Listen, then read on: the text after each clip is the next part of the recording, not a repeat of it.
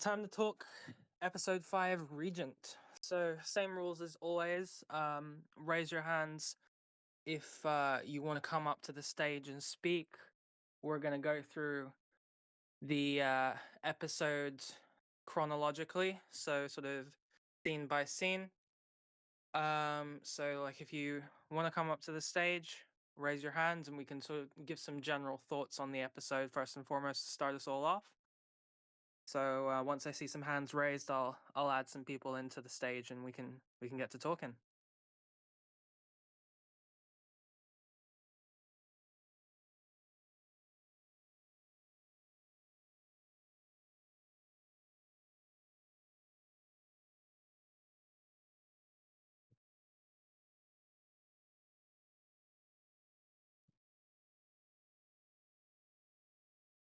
All right, we've got our first hand raised.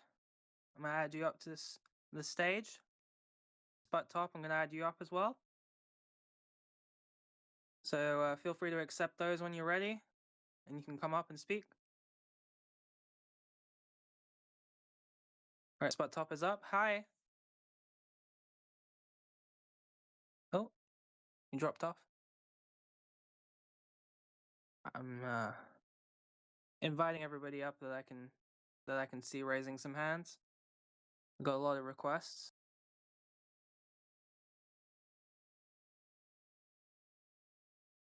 So just feel free to accept those invites. They should all be sent out to you.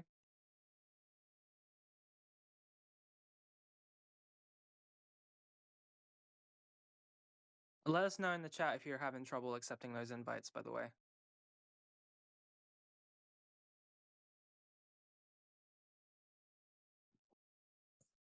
Yeah, Discord might be glitching again.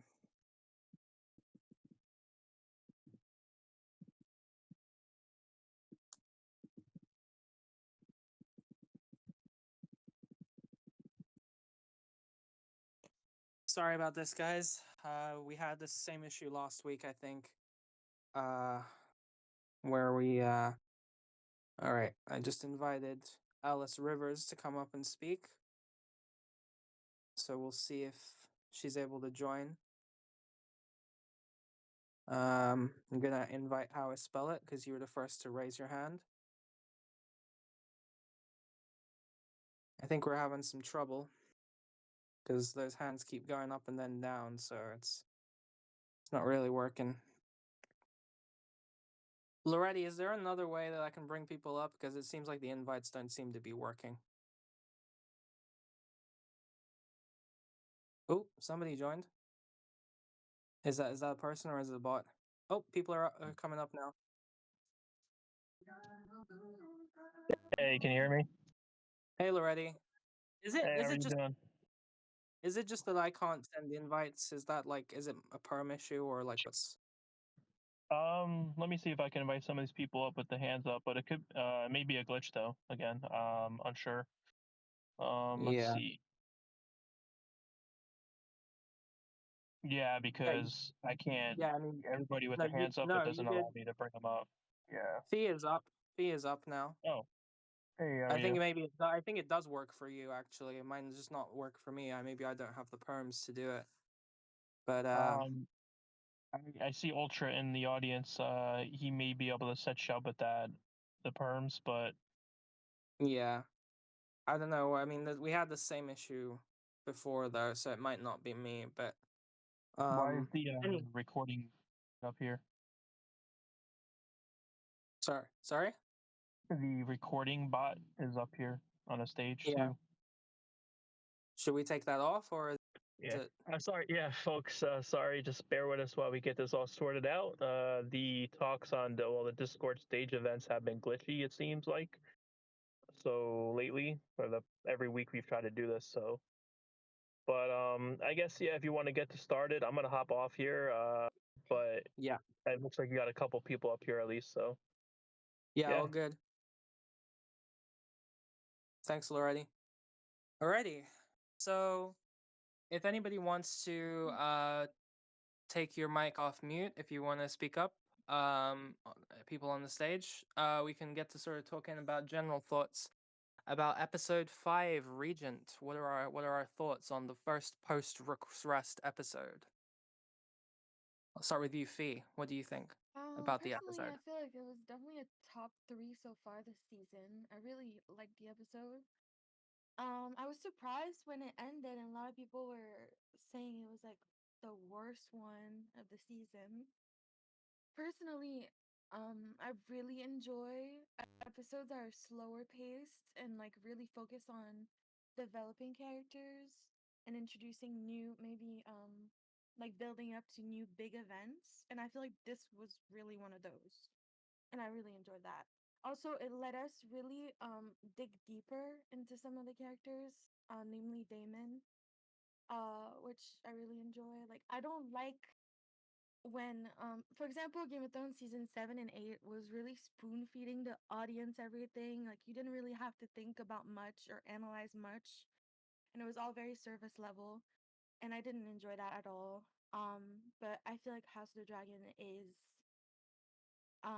definitely treating their audience better, and like we're more intelligent than that, and I appreciate that. I appreciate having to think about what's on the screen. So I really enjoyed the episode. Thanks for sharing your thoughts. Uh, Game Master or what's your name? Sorry, C Lara. Do either of you guys want to jump in?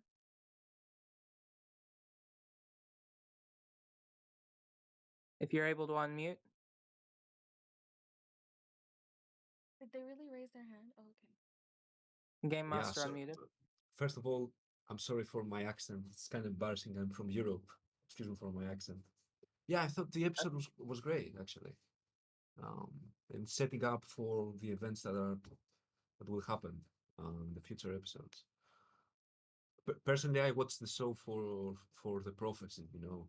I just read an interview that George R. R. Martin like added this new information about the prophecies, about the Valerian steel dagger, the prince who was promised, and he says like he doesn't want to give too much away because he's gonna have that information in the later books.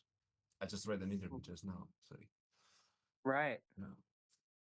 So yeah, I'm invested in the story, but overall, I'm just watching for these connections between House of Dragon and Game of Thrones. Yeah. C Lara. I don't know how to pronounce your name, but if are you able to speak? Unmute.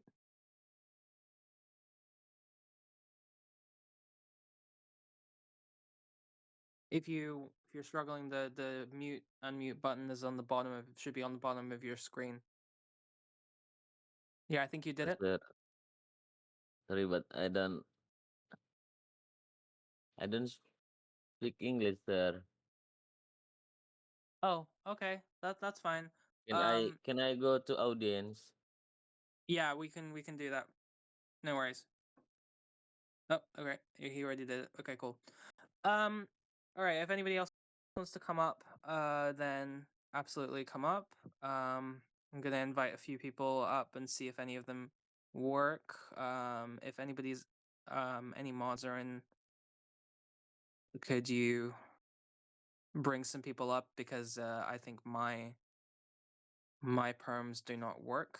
So like Ultra, Loretti, if you guys are able to bring some people up, then that would be great.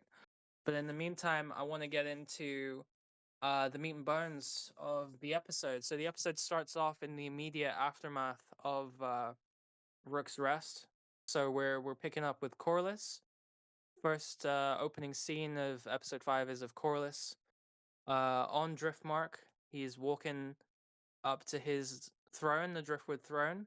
His back's to the camera. We can tell that he's grieving. He's upset. He sits on the throne and he's weeping because Corlys is alone now. Like yes, maybe he has his bastard children who we'll get to. But of like his family, like his main family, he's the last one left. It's just him because he's lost Rhaenys, he's lost his wife, and he's lost both of his children, seemingly. Obviously, we don't know what's happened to Laenor, but Corlys thinks Laenor is dead, and obviously Laena was tragically lost her life as well. So Corliss is probably feeling it really bad right now, and you can understand his anger and his pain and his sadness, his grief. I think it's palpable through the screen.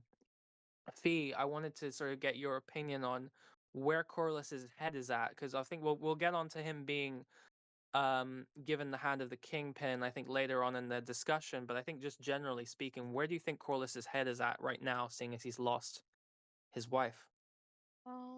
So for me, the scene where he walks up to his throne and you see just a silent tear rolling off his face. Corliss has been a really proud man, and he's been very proud of his adventures at sea. He's been, gone for extended periods of time, gathering riches, and you know, he has been very proud in the first season of saying like he's the only lord who built his high seat from his own back, and he's always been very proud of that. But I think now that he's lost everyone that is closest to him, he realizes how much time he lost building these things that really don't fulfill him at all now that everyone's gone. And he lost so much time that he could have had with them, with his children, with his wife, and now they're all gone. And it feels like he realizes that it really wasn't worth it and that he can never get that time back and he's just all alone. And I feel like he's like very resigned to the situation. Like he's very, I don't know, I found that really sad. As much as Yeah, Bela said like it was all for her, I think he realizes it was really for himself. I mean, we saw Rainey so often say like, "You abandoned me. You left for one more of your adventures." Well, but I don't think it was really for her. She always wanted him home, wanted him with her. I don't think she really wanted him gone for that long on adventures. I think it was really for himself, and I think he knows that. He might have told himself it was for her, but I don't think it truly was. yeah, no, absolutely. I think Corliss is starting to realize that the consequences of some of the things that he's done as well. I think the his absences have sort of led to a lot of this, whether directly or indirectly. I think he's he's quite right to feel cheated. He's quite right to feel angry, especially at Rhaenyra, considering that even before Laenor um, died, I think, well, quote unquote, died. Um, I think he was still sort of suspicious of Rhaenyra. He wasn't really fully on board with her or with her claim. And I think he's tying a lot of his personal grief and his personal grievances to Rhaenyra and to the Black Cause, I think. So for Corlys, it feels to him as though this sort of allegiance that he's had has cost him everything. But I think he's also having to look inward as well.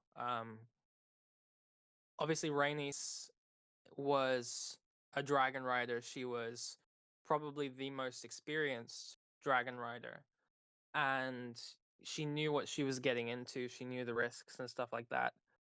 So I think as much as Corlys can be upset and be grieving and stuff like that, he knows that he wouldn't have been able to stop Rhaenys from going. She was a very She's a force of headstrong. nature. Yeah. Yeah, exactly. Force of nature was exactly the right word. I think Rhaenys was a very headstrong, very proud woman. She would never have given in to Corlys's demands on Like that. Bela So said, she wasn't just your wife. She was the queen who never was. She was a dragon rider, she was the princess. She was a force of her own, and she definitely like made her choice. exactly. So yeah, I think that's probably in the back of Corlys's mind as well. I think Baela probably brought that to his attention. He probably already kind of knew that as well. So, but I think he's just upset and he's angry and he's looking for someone to blame. Um, And when we move on to Rhaenyra, who's also in a process of, I'm not sure whether to call it grief or shock. She's sort of staring out into the ocean, thinking obviously about this loss and this latest setback and stuff like that. And it's not like as personal to her as her previous losses have been, obviously losing Luke and her stillborn daughter, but Rhaenys was still family. She was a huge part of Rhaenyra's war effort, and now Meleys and Rhaenys are both gone.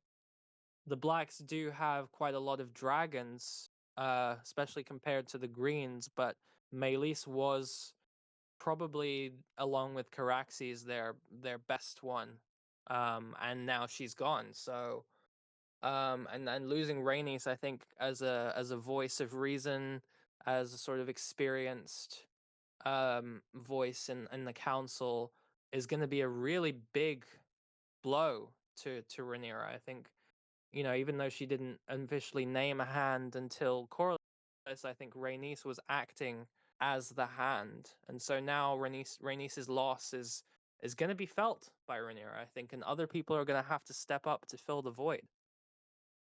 Yeah, I feel Um, like Rhaenys was a big voice on the council that was a like she was one of the I think she was the only person there who really spent a lot of time in when Jaehaerys was king, when she was I'm not sure if she was at court at that time, but if she was, she spent a lot of time uh like around the king and around that peaceful time, and she was definitely like a walking reminder of what Rhaenyra is trying to uphold and keep strong. Um, that peace, that's something she inherited and she wants to not, break just because war. And I feel like Rhaenys was a really big part of reminding the lords of that.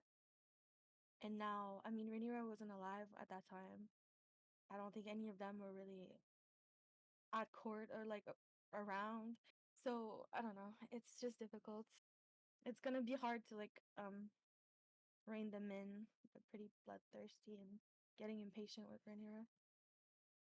yeah, absolutely. I think we've seen a lot of turmoil at the Black Council. That's definitely been a theme of these first few episodes of the season. Is just the Black Council has really lacked that concrete leadership. And I think one of the things that you can say about the Green Council is that they do know their roles to an extent. I think, that council, the Green Council, has also been through a lot of turmoil, a lot of changing people around, but it seemed a little bit perhaps more competent in terms of like doing its job than the Black Council has. Oh, some people has joined. Daron the Daring has joined the stage. Welcome, Daron.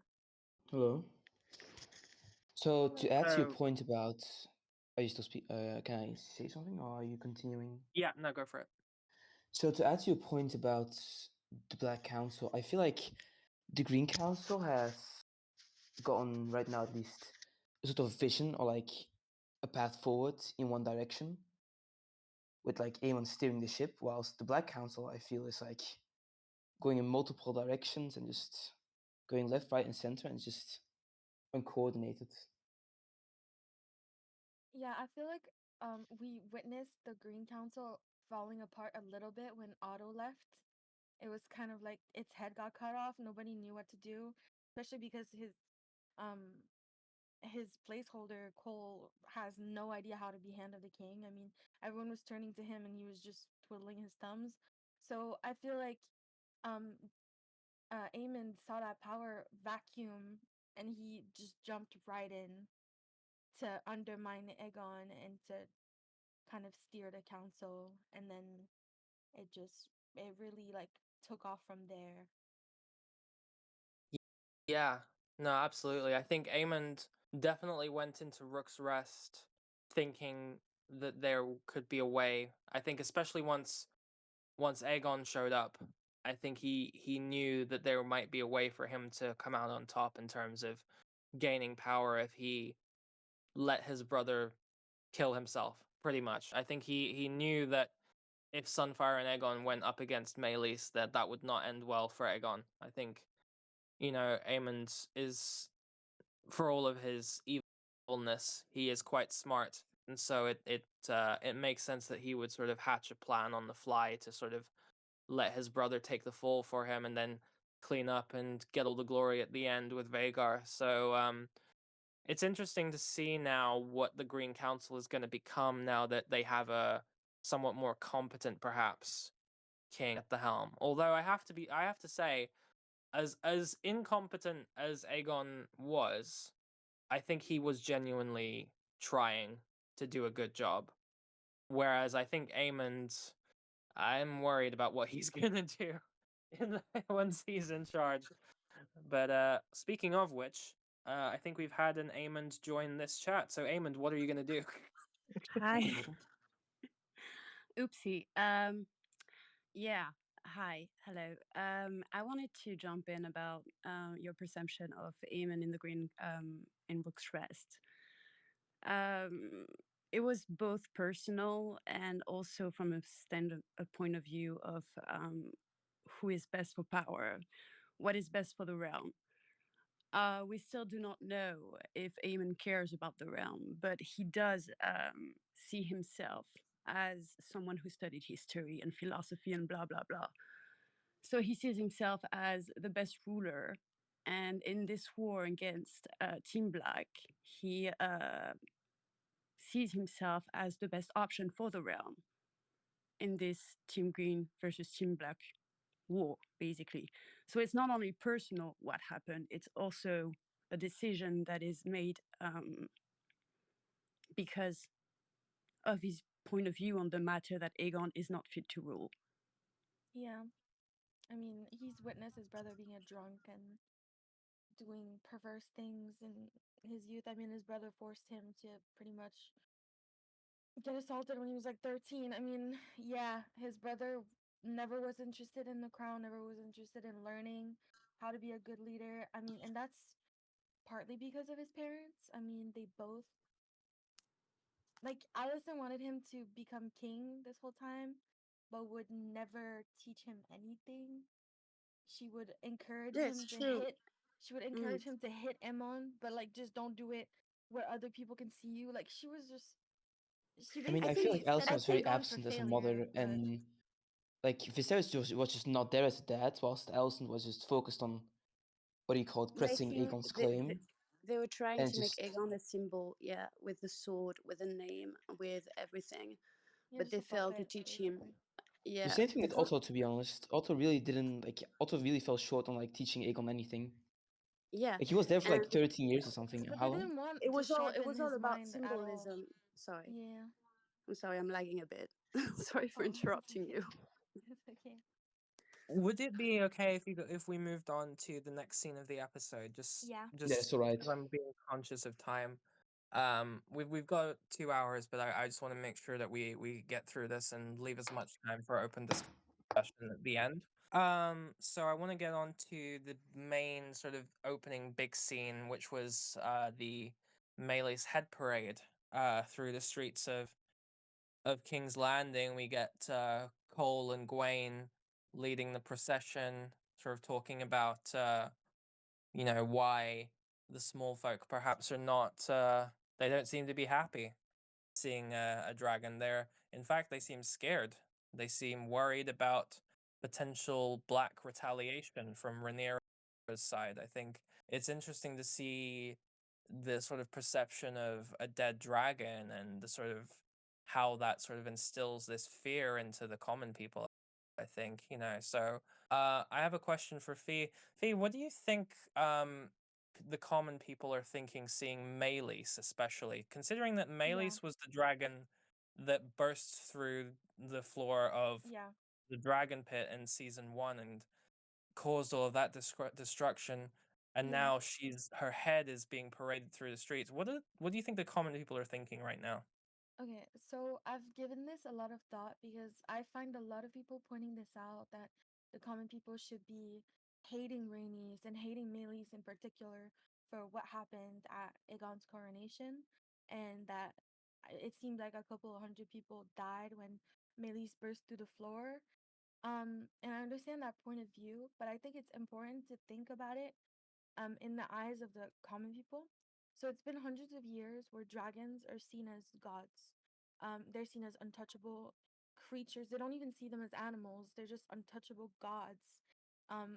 They haven't really seen anyone kill a dragon. It's not known that a dragon can be killed. They're seen as gods, and Targaryens are seen as closer to gods than to men, like Rhaenyra says. Um, so, and also, I remember Otto mentioning that the common people see it as a bad omen that Meleys escaped the dragon pit during the coronation. They don't see it as a princess on a dragon, you know, causing destruction. They see it as a bad omen from the gods upon Aegon. And they see it as maybe Rhaenyra should be queen. They don't even see it as an assault on them. They see it as the gods like showing their will. Like dragons are really like a higher, like in the common people's eyes, they're not just animals like killing them. So in my opinion, when they saw Meleys's head being paraded through the city, they were thinking that's a god. Like a god can be killed, and they were very very shocked. And they weren't celebrating. They saw that as another bad omen, like a really really bad omen. And a lot of people started seeing them as just animals now, like they're just meat, which is really dangerous. That's like the Greens saying the source of their own power is able to be killed. They're not gods. They're just animals. It's undermining themselves. And I don't think Kristen thought about that. But now it's just their illusion is broken. Darren, I want to come to you.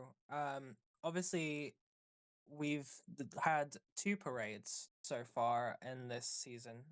One of them was considerably more effective than the other. Do you think that Kristen is trying too hard, perhaps, to emulate Otto? I think very much so, yeah. Like, he uses very bad type of symbolism, first of all, which, in my opinion, is a very bad idea because people, as Fia said, regard dragons with this veil of invincibility, and it's also the symbol of House Targaryen. It's like piercing your own invisibility in some way, shape, or form. And I really feel like trying to emulate what Otto has done isn't very successful because one, the factors are just different. Like, just to be clear, right? We are talking about the parade of the baby, right? Yeah, we're talking about Otto's decision to parade Jaehaerys's body through the streets in episode 2 versus this parade now in episode 5. Well, I really think Completely it's different. fundamentally different because if you look at what Otto's doing, Otto is just showing a plain like crime. He's showing kinslaying, which in the common mind or like spirit of people is just the worst thing you can ever do. Whilst what we see in the next parade with Kristen Cole is that he's parading around a dragon that has been killed.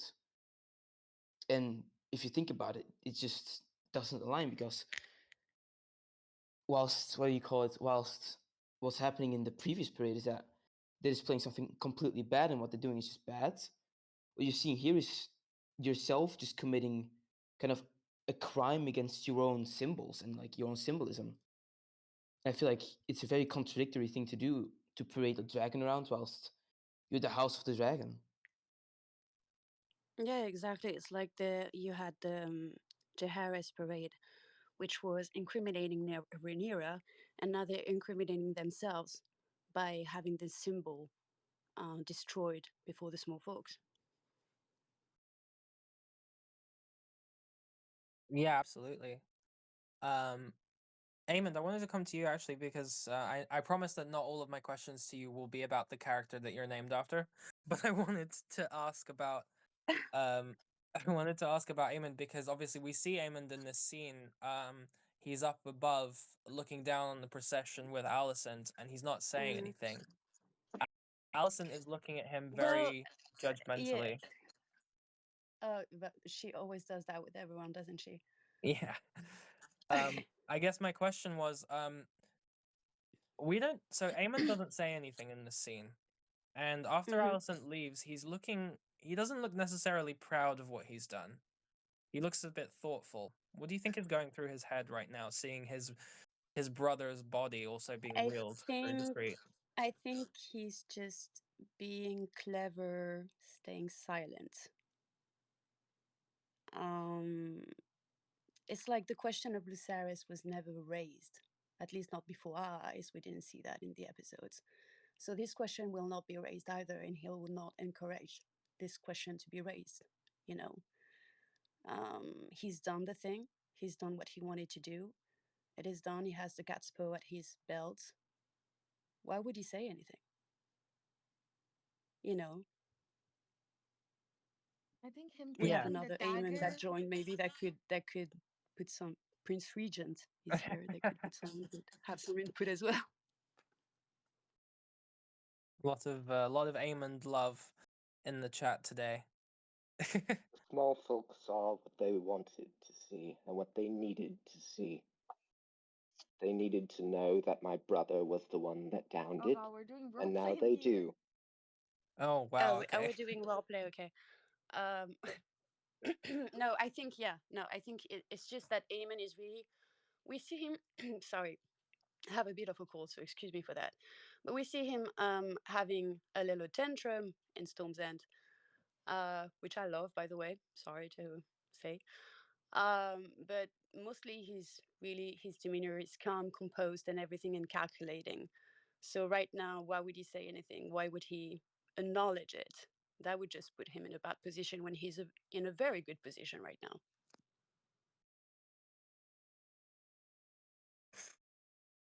I think with Aemond, obviously, like he has just come off of the back of being utterly humiliated by Aegon at the tavern. I think something really broke within Aemond at that moment because he was reminded of what it was like to be Aegon's younger brother when he was young.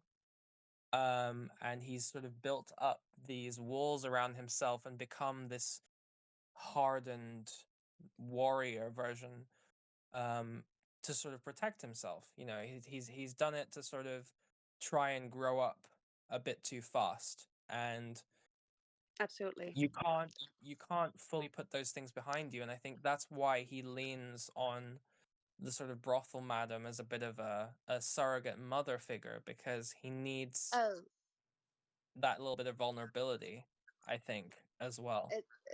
that subject has many layers, and I don't think that I would bother you with that this time. If you want, like another time, maybe, because I have like a whole thing to say about that. Um, Mhm. but I absolutely agree with you. First, there was Aegon with the pink dread, and then Lucerys and Jacaerys, whatever his name is, um, bullying him at Driftmark, and I mean bullying him, taking Naya, excuse me. Aegon was told by his mother to stand by Aemon, and so he did until, we had Aegon raise his glass at the dinner scene in season 1, and so he did until he found him at the brothel again, and it just went back to point zero for Aemon. He already asserted his dominance over his nephews, and Aegon is doing it again because Aegon thinks himself invincible from his position now as king. Even calls him a loyal hound or something, which Jamin knows about because in the council he says in High Valyrian that he was trying to choose his titles, which he does at the same time that he calls Aemon his loyal hound on the Iron Throne. So Aemon knows about that too. So yeah, absolutely agree with you on that. That was it. But also Aegon is not fit to rule, and he sees that as well. So it's a double argument for him to do what he does. I think Aemond has a bit of a twisted sense of righteousness. I think in his own head, he thinks that what he's doing is the right thing for the realm and not just for him. Yes, but they Yeah. all do. It is. They all do. That's the point, I think. I mean, it's So very we've clear got that to. the actions he's taken have been in light of like trying to steer the realm towards what he thinks is the best option. For example, in season 1, we saw how he raised the glass and like provoked that whole thing, probably to like make sure what happened to like eliminate his enemies. And now again, we see him move against his own brother because he thinks that's the best thing for their faction, for the realm.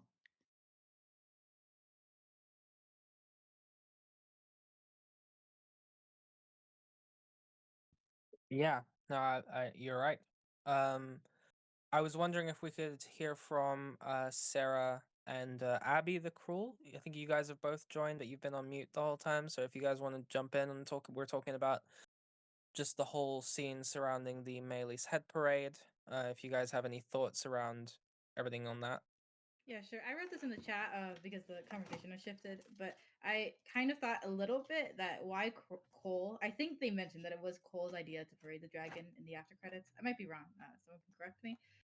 Decided to parade the head. I think it also might be because he does see it more of a slight towards like Rhaenyra than necessarily it would be like towards his own family. Oh, can you not hear me? Hello. I can hear you. No, Okay. I can hear you. We're all on Yeah. we're all on Yeah, mute. I my can audio perfectly hear issues you. I don't have know. fixed for now. Loud So and clear. and I think he might just be like, oh, I'm gonna one up her because he does have a very much like standing grudge against Rhaenyra, as we can see towards her calling her like a whore every other episode. I can hear everybody now, Karma. I'm sorry. Jeez. So yeah, that's the only thought I really had. Well, thanks for sharing. Abby the Cruel. Yeah, so I think for me, the Maylee's head was super disrespectful, regardless of like what team you're on. Like I would have felt the same way about Vagar. Like I think it's a bad idea for really all the reasons other people mentioned throughout the conversation, but I also feel like there is some type of attachment you see in like the books and you see in the show that these small folk are known sometimes to kind of have a you know a non-personal relationship with the ruling house. Like queens can be beloved, people in the royal family can be known for positive things or well loved by the people. So I found too the idea of killing off a living heirloom was probably not the best idea. I mean, and it was frankly just grotesque as well. I mean, that they drug it out with her facing backwards. So all you could see is flies and, the inside of the head and the neck, which was kind of repulsive. But yeah, I think Cole got thrust into a position by Aegon that I don't even know if he actually really wanted. I mean, I think there are parts of it he enjoys, like when they're kind of sticking it to Rhaenyra, but I think Cole feels very out of his league. You notice that Cole has a very different demeanor, in my opinion, when he is in battle. When he's commanding his troops, he's got a very confident, very powerful, very strong voice when he does these things. And yet you see him when he's dealing with the aftermath or PR type of things that he struggles more. He seems a little bit more out of his realm. He seemed surprised when Otto was, dethroned as Hand of the King and then he was thrown that pin to the floor. I feel like it's a tough thing. I mean, foreshadowing for sure. But I think the killing of the dragon and then dragging it through the street was just not a good idea. I get the idea that they were going for, and I think there are parts of that that worked, but I think there are a lot of other perceptions that the small folk that watched it could have, and most of them would not just be, oh wow, the greens are so powerful. Everybody knows Vagar's the biggest, the most powerful, you know what I mean? So it's for me, it's kind of a moot point. As for the Aemond situation with Allison, I personally need to rewatch the episode, but I got very similar parallel vibes from when Daemon was found by Rhaenys and Rhaenyra to have been the kind of the head of Blood and Cheese. And he loves what he did almost, like he's smirking, he can barely control his smile, which is how they catch him, but he knows it's wrong as he listens to the reactions, he sees the reactions. I got a very Aemond seems more determined in that regard, but I did get that vibe from Aemond as well, that there was that little upturn at the side of his lip, just like he loved watching what his accomplishment going through the street. He didn't really seem to mind that it bothered the small folks. He felt that it was, I agree with other users here, like he felt that it was a good thing for the realm. So I kind of got that vibe where it's like he maybe knows this isn't exactly the perception that they wanted, but he's okay with it and he doesn't really feel guilty about doing anything. I mean, obviously, he had to kill the dragon for the war, but still, I don't know if that really makes sense. Sorry, I'm a little long-winded, but that's all I had. I would like to reply to that if possible. I don't think Eamon cares about Melis being paraded in King's Landing. Like he's not for it nor against it, because we hear people say that Aegon did it. Aegon is taking the credit for it, and he's in a position right now where he's already thinking about his next step, which is we're gonna need someone to rule in his stead. So I don't think he cares that much in the sense that he wants Melis's head to be paraded around, or he doesn't. I don't think that's his point of view at all. But I agree with everyone else saying that this was a very bad move on Kristen Cole or whoever idea it was. I think it was Kristen Cole. It was said in the episode because it is quite sacrilegious. I actually totally agree with you. I think maybe that he doesn't care so much that like Melis died or that it's getting paraded or not. I do think though that there is some type of parallel, the same way that I don't really know that I think Damon cared that Rhaenyra got blamed for Jaehaerys. I just felt that he felt they got a point in the right direction for their cause. So I agree with you. I do see it that way too, actually. I feel like Aemon maybe doesn't care so much. I do think he's very proud of what he was able to accomplish, regardless of who gets the credit. I think with the condition of Sunfire too, or like Sunfire not returning back to the I capital, think I I think think it that was people might more notice that too.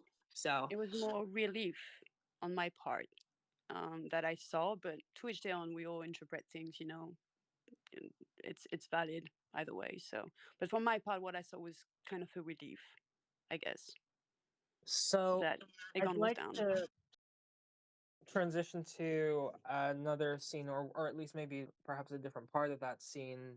We've got Alicent sort of confronting Cole.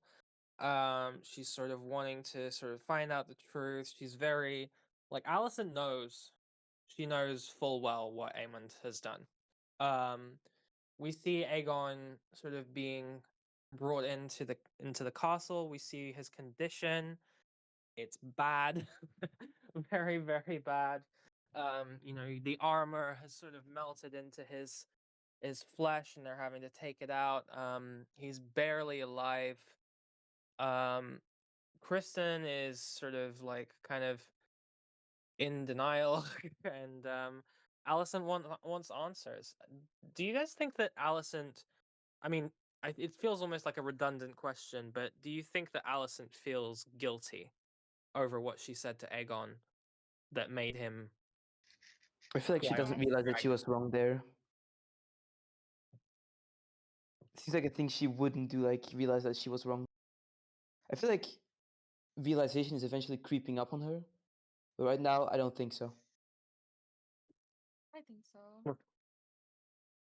I think Addison is the character who is always feeling guilty about absolutely Yeah. everything. And things that she should feel guilty about and things that she shouldn't feel guilty about. So my answer is yes. Yeah. I don't know if Allison necessarily blames herself for how her kids came out per se. I don't know if she kind of feels at fault for how they are. She might. I feel like she kind of thinks they are just how they are, and doesn't really think about her own, let's say, responsibility and how she made them how they are. I don't think she really considers that a lot. I think she does probably feel guilt about having not had the best conversation and like had the best terms for son before he like is probably gonna, well, she probably thinks he's gonna die, to be honest. So that probably is definitely weighing on her, but I don't know, maybe this is a misread on my part. I don't think she particularly feels responsible for how her children are, if that makes sense. Yeah, I agree with that, but I think she feels I think she feels that he only went out because of what she said. I don't think she feels differently about what she said. I think she still thinks those things. Yeah, Or maybe I get she you. regrets saying it to Aegon. She's like, I really I should have think she worded that still differently. believes them, but yeah, she just maybe regrets voicing it to him. I mean, to be fair to her, she was going through with the moon tea. She was sick and she was just taking it out on him, which is fucked. But I don't think she would have said that in other circumstances. At her wit's end. Yeah, it really felt like that. So what you guys are saying is basically about what Alison said to Aegon that made him want to prove himself. Yeah, it made him want to Okay, get I can drunk, see and that. then he was stupid enough to go Yeah, it want could to prove to himself. dragon Yeah, and to dragon and drunk and yeah yeah, and drink. Yeah, that's yeah. definitely. Oopsie. Don't dragon while drunk. Period. Perfect. So that's the sort of green opening, and then after the scene with Alicent and Kristen, we sort of transition into the Black Council. So we get to see Rhaenyra's sort of reaction to the news and the council's reaction as well. Once again, we've got Sir Alfred Broom being annoying. I feel like we talk about this every episode at this point, but Thank he's God she always got sent him something away. to say. um, Once again, it feels as though the Black Council is at odds with each other and don't really. I mean, Rhaenyra sort of comes out and straight up says it. She's like, "What do I do here?"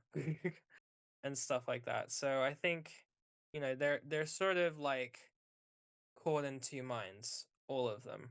Um, she's trying to be that sort of strong leader, even though like she's lost sort of Strong. Rhaenys. She's nice. she's lost Rhaenys, who was I think sort of her unofficial hand and the sort of person who Mm, would speak up on her behalf. Um, a very strong voice within the council, and she's not really having anyone that can step up apart from her son, Jacaerys Velaryon, who I think we really see come into his own a little bit in this episode. Jace has kind of been simmering in the background for quite a while. I think ever since he got back from the north, I think Jace has been wanting to get his hands dirty. He's wanting to be yeah, getting stuck into this war, but his mother has been stopping him from doing basically anything, really. yeah, So I think, now we're seeing a different side of Jace. We're seeing a more aggressive Back. side of Jace, a more angry side of Jace, um, a planning side of Jace. One that What scene maybe are we we on? wouldn't have known was there. Sorry? What scene are we on? I was away for a sec. huh? Are we still with the Black Council? Yeah, I'm sort of Okay, transitioning good. to talking about I'm sort of transitioning to talking about Jace, because obviously there's a scene with Jace and Bayla where Jace is deciding what he wants to do next. So I wanted just to talk about Jace just quickly with you guys. I'll start off with Fee. Fee, what do you think? Like, I mean, Jace is really starting to try and emulate Damon, which is weird because I think there was always some kind of hidden animosity between Jace and Damon. So why do we think now that Jace is trying to fill that Damon role on the council? I think, and it's really telling when Rhaenyra is looking at books and looking at Visenya, and Jace says a comment about, "I hope that's not the example you're trying to follow," and Rhaenyra's like, "Why?" And he's like, "That was a long time ago." He doesn't want his mother to risk herself. He doesn't want his mother to be in combat. He doesn't want his mother to be like Visenya. He doesn't want his mother to be in danger. And I think he realizes that now that Damon's gone, and he was a big part of basically Rhaenyra and Damon are like they really complete each other in a lot of ways. Rhaenyra's good at being diplomatic and being restraining herself and thinking of everything, and Damon's very good at being the aggressor. at defending his family and wanting he basically has everything she lacks and she has everything he lacks. And I think Jace is very aware of that, and he notices that with Damon gone, her council is undermining her because they're missing that strength. And I think Jace is trying to fill that in for his mother so that his mother doesn't try to do it herself and get in danger. I think that's what's happening. I have a point of view on that too. I think you're absolutely right about that. And also, Jace lost his little brother to Aemond, and so what Aemond was capable of. And I think when we saw him train, on Dragonstone in season 1, when he was yelling at Lucerys, what the hell was that? Because he got scared after the dinner scene and stuff. He's trying to basically be the man of the family at this point, and I really appreciate it. I think that's a great character growth, and I actually love this character a lot for it, even though I love Aemond. But yeah, he's really trying to. I think he knows that Damon is not coming back. Interrogation mark. So yeah.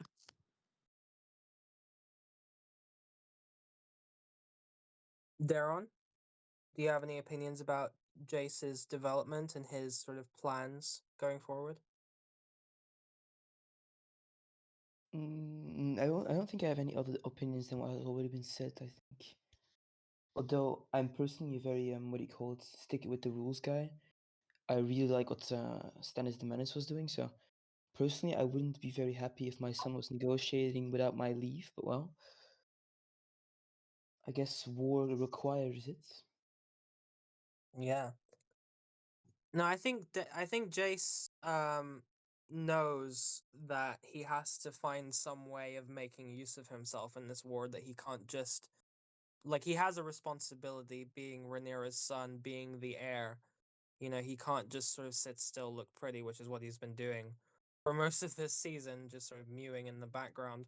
I think Jace really needs to sort of find a way to step up, and if it's not fighting on his dragon, then he has to find another way that might be more acceptable to his mother and also less dangerous on a personal level. So I think diplomacy seems like the natural next step for him, forging those alliances. He's already done that with Jane Eyre and Cregan Stark, so I think he knows that it's something that he's good at. But he also knows that his mom just wants to protect him. I think he knows why he's being coddled, is the word he used, I think. But I think he also realizes that as a man and as the crown prince and the heir and all that sort of stuff, he needs to show that he's a Targaryen. He's a visible member of that cause and stuff like that. And so he gets to work going for the phrase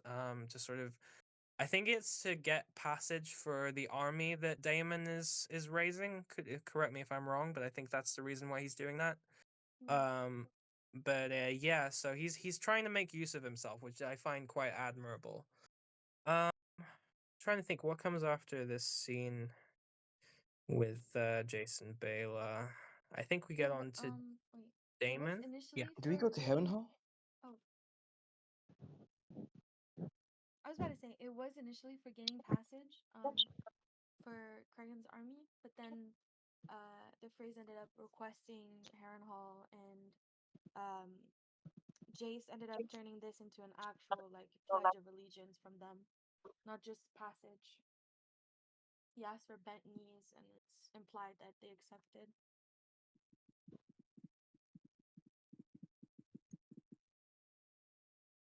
Yeah, sorry guys, we've just been having some issues with Discord. Loretti, do you want me to remove you from the stage? No, I'm good for now. Okay. I think we'll move on to Damon now, because that's what everyone wants to talk about. Yes, the it, crazy drugged Daemon. yeah, I the have issues with that. That scene, that one. Can we just skip this?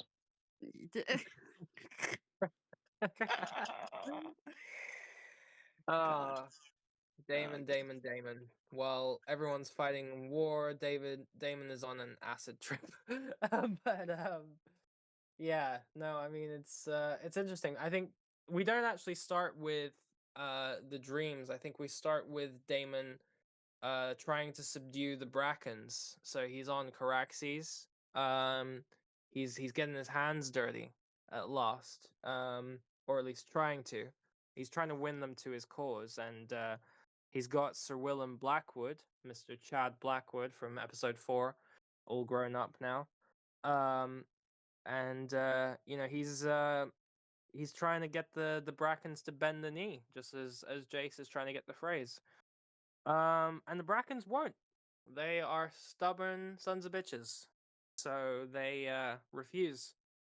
And so it's about to go down, but Damon changes his mind. He doesn't burn the Brackens because he sees something in them. He sees their spirit and stuff like that, and he realizes that's what he needs on his side. He needs that stubbornness and that never say die spirit and stuff like that. So he's at an impasse right now, and obviously we've got Willem Blackwood who's basically saying it's a lost cause. Let's just kill him.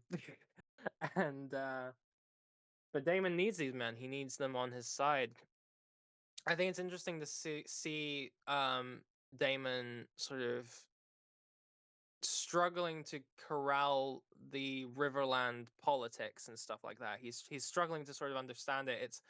It's sort of illustrating the disconnect that the royal family have from these sort of petty spats between the lesser houses. I think the royal family don't seem to know how to navigate these sort of smaller conflicts and stuff like that. They're used to thinking of things on a grander scale and stuff like that. And so they don't really seem to understand how to empathize with people like the Brackens and the Blackwoods. So I'm really interested to see what you guys think of Damon's continued Harrenhal subplot. Obviously, a lot of people are finding it a little bit draggy, and they're not really enjoying the fact that Damon is so far removed from everyone else. But I'm curious to see what you guys think of what he's getting up to in Harrenhal. For this scene only, the only thing I gotta say, it was so weird to see him outside in the sunlight. It felt wrong after this whole season. That's it. Yeah, I mean, I don't think there's too much to say on that particular scene, but I think, just speaking about Harrenhal generally, obviously Damon is still having dreams. And the particular dream that he had this episode is definitely one that caused a lot of controversy, a lot of debates. So I think we'll probably transition to talking um about Damon's dreams again, because they're reoccurring in this episode. What are we thinking about the theme of Damon's dreams this time around? Alex is cooking up some. She's bringing up a Damon's like deep wounds and make he, ah, she's a little freaky. I don't know. It depends, I guess, how much she can control the dreams. She is controlling the dreams he's getting. But it kind of seems like she's getting to him a lot. I want to talk about this scene. How I thought it was strange that we had that talk. I don't know if it's after or before, so forgive me about the order. We have that talk between Rhaenyra and Bela about Rhaenys and Meleys. And then Rhaenys and Meleys are dead, and now he's having this dream about Alisa, who was connected to that somehow. Sorry, fever, can't follow through all my thoughts. Can someone help me here? It's like, Alyssa was Melis's writer. thank you. And he has this dream about his mother. So I think this connection in universe is weird. Outside of the universe, I would say though, Game of Thrones in general, counting House of Dragon in it and everything, has pushed the lines on many subjects like incest and everything. This is a new line that has been crossed, and well, I'm not sure. apart from what I said from an insider perspective, I'm not sure I see the point of it.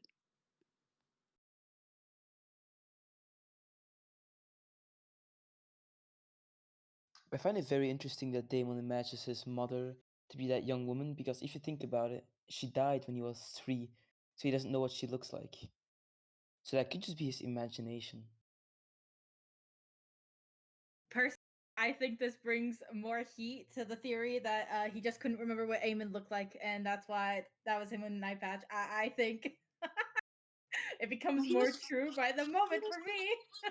he was just cosplaying Eamon because he loves him. That's it. That was love. That was just love for his nephew. Healthiest relationship, part 2? Question mark. That's House Targaryen. What do you expect? I think it's really interesting actually. I mean, I did not like the scene. Like other person said, it was definitely a line crossed. It was not a good scene. But I think it's very interesting, like for me personally, and I know maybe others maybe don't see it this way, and that's totally fine. I think every interpretation can be valid.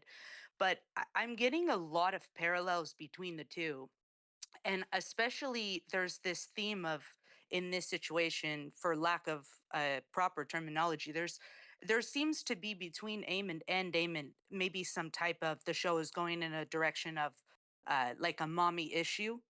Like I thought it was very interesting that like Aemon, for example, is seen with an older madame in the brothel in a very, you know, that motherly figure is kind of his safe space. And it's interesting that then Damon sees himself in the eye patch and at Harrenhal, and then he's also having visions and dreams with his own mother, who he really doesn't know, and maybe that's kind of, you know, he didn't get that. Maybe why that's he's so aggressive sometimes. You know, he didn't really apparently have her for very long in his life. So I thought that parallel was interesting, and I'm kind of curious to see if something pans out with that in you know what I assume is going to be like a revelation for him at some point. um I thought that was a very interesting scene to include with not having any further reasoning yet, so I'm kind of curious to see where it goes. But no, I'm with everybody else. I did not enjoy the scene. It was a lot. I don't again agree with the mommy issues on Aemon, but that is entirely layered subject that would take way too long. But I see where you're coming from, and I definitely can see your perspective on this. Yeah, I don't know about you guys, but when that Damon scene started, I was like, oh no, who is this blonde Targaryen woman? And Did like, they I recast started to get Emma? Like, more and more worried because it wasn't Emma and it wasn't any of the other ones I knew. And I was like, oh no. I think we Oh were all like no. hoping that they would recast Emma. Like, did they recast Emma? I think we were all thinking that, and then we realized, oh no, God, shit. Okay. Yeah, I must have been the only one who didn't want to see Emma, but Uh, his mom was probably No, worse. It's not that no, I wanted we to see Um, didn't want to Emma, see but Emma. No, no, no, no, no, no, oh, no, I no, thought no, that's no. what you guys were saying. no, This no, is I a was vile like, accusation. who No, is no, no, no, it? no. It's just that we um, expected that from the trailer, and it's somehow it's worse. It was already bad, but now it's worse. so I felt pretty neutral about the scene. I know a lot of people were shocked about it. Not that I liked that specific scene, but I liked the callback to season 1 when they were showing like the brotherly relationship between Daemon and Viserys after he came back from the Stepstones, and Viserys was saying, "You're always mom's favorite." I just like that little callback to season 1. Whatever Alice is cooking up, I feel like it all really points to undermining a Rhaenyra's claim with whatever visions that he's having. But other than that, I didn't really understand what they were, where they were going with that scene, honestly. Whatever you're cooking up, Alice, please just don't do that to Eamon, please. Just don't. Thank you. I second All that. right. So I think we'll move on, because I realized on looking back through the episode that I might have jumped ahead a little bit. So I think I'll come back a little bit, because I think we've skipped over a couple of scenes in the middle. First one that we'll talk about is Rhaena. So Rhaena is now in the Eyrie. she's treating with Lady Jane Arryn, who she's brought two dragons. She's brought two baby little dragons, Aegon the Younger's dragon Stormcloud and Joffrey's dragon Tyraxes, along with obviously those kids that those dragons belong to.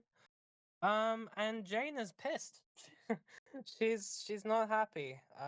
Because I think Jane is very conscious of the fact that the Eyrie is vulnerable to being attacked from the sky, and so they need a dragon to protect themselves. And these babies are not really going to be able to do much of anything. So Jane is a bit pissed that Rhaenyra has kind of conned her, pretty much. But Rhaena is sort of trying to, I guess, appease and also remind her of the fact of her oaths and stuff like that.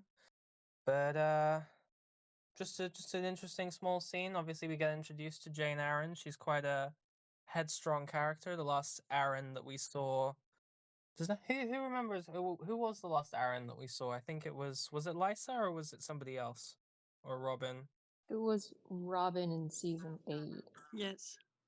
We've had some interesting Arryn characters, not Sweet very Robin. likable ones, must be Speaking said. of mommy issues, Yeah. Oh God. It's very sad that we No. didn't get to see Dennis the Darling.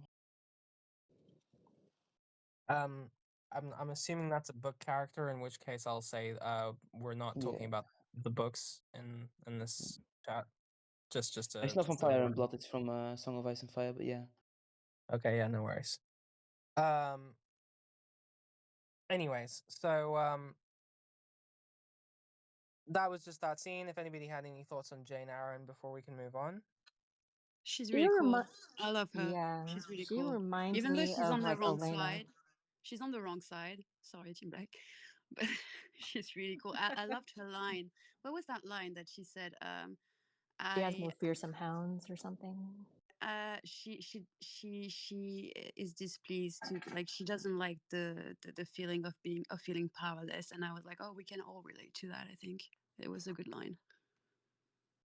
I mean, I feel when it comes to Jane that she's definitely on the correct side, because I'm not sure if this was established in the show, but a few years back at least, she faced like a kind of rebellion by her cousin, because she was the ruling lord, like Lady Paramount, and her cousin was like, I can use this as like an opportunity to seize power here.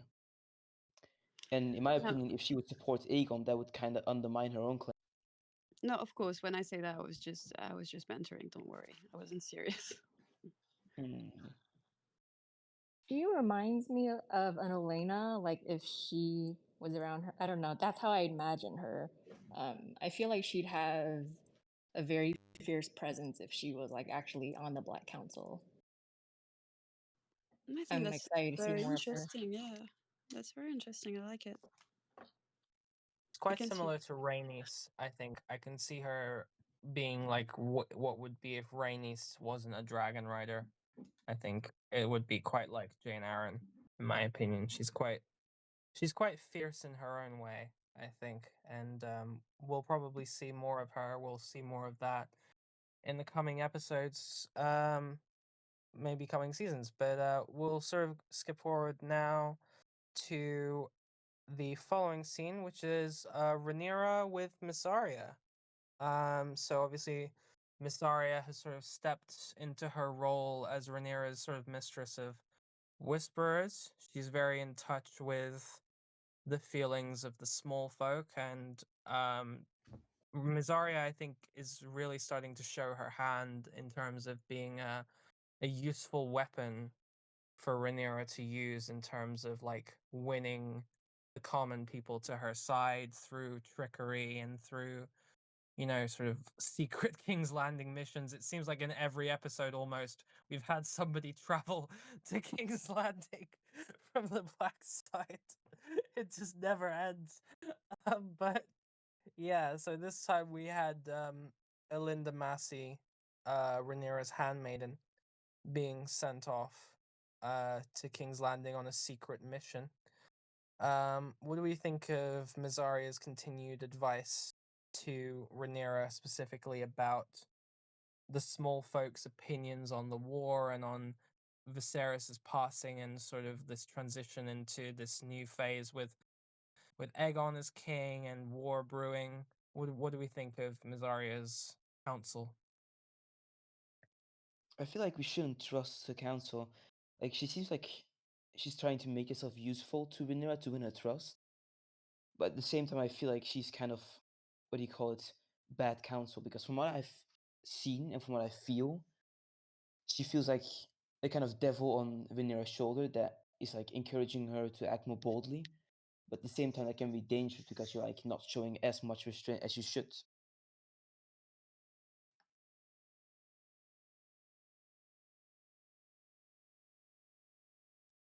Anyone else want to jump in? It talks about like the small folks a lot. Last season, she was trying to get them to chill with the fighting pits. So I don't necessarily not trust her in this way because I think this is something that she does care about. She does seem to think about the small folks much more than pretty much any other character tends to. So I don't personally get untrustworthy vibes from that front from her.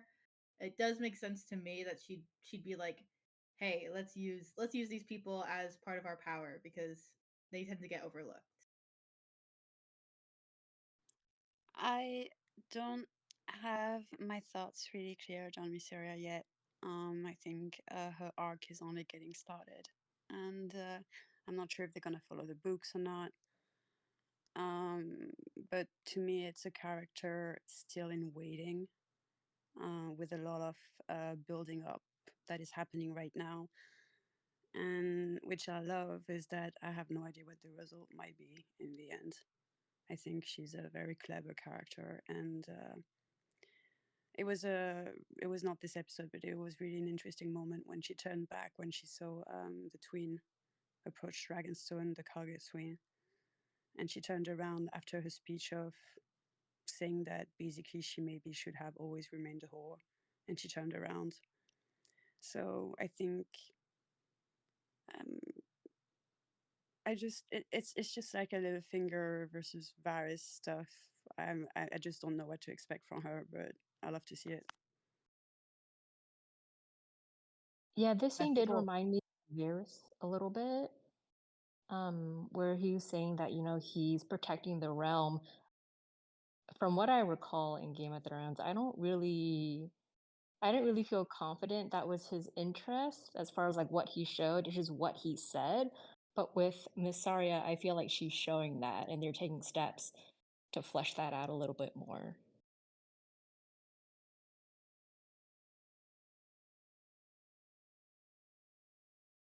Yeah, absolutely.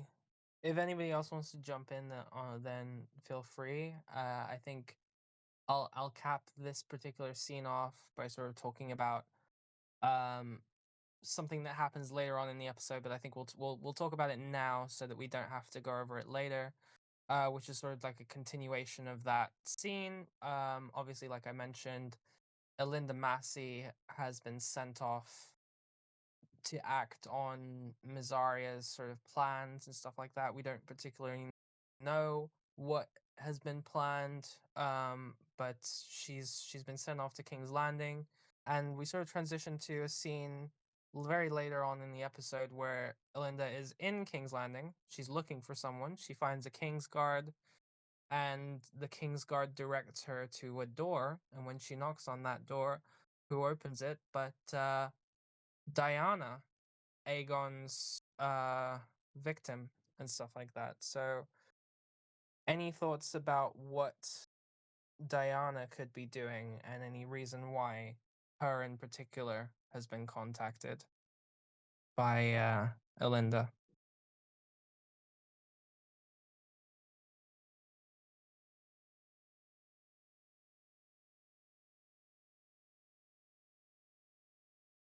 Well, the tavern is a great place for gossip and spreading rumors. And it's clear that they've had a relationship in the past. Now, I don't know exactly what they're going to cook up. I mean, this episode really had a heavy focus on food in general, with the oranges rotting, talking about dragons being meat, I feel like there's something that's going to contribute to possible food riot.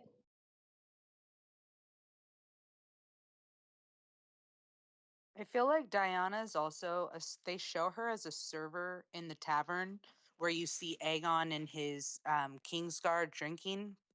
And I feel like with Masaria's line about how for the small folk who are like suffering and stuff or discontented that the rumors are feed.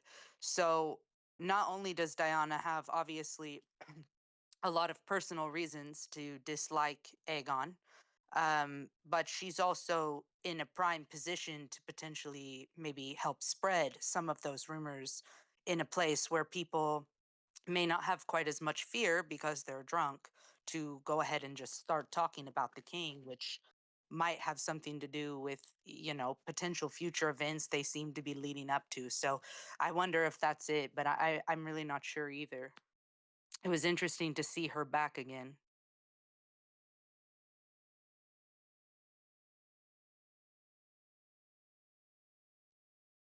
Yeah. All right. Well, I think we'll move swiftly on. Let's see what comes after that scene. There's someone with a Damon picture that wants to speak, and I'm intrigued. I'm sorry. Let me see if I can invite them up. Oh, they've been invited up already, so maybe they'll be able to join soon. We'll talk about Rhaenyra and Baela quite briefly because there's a scene of Rhaenyra and Baela talking about Rhaenys.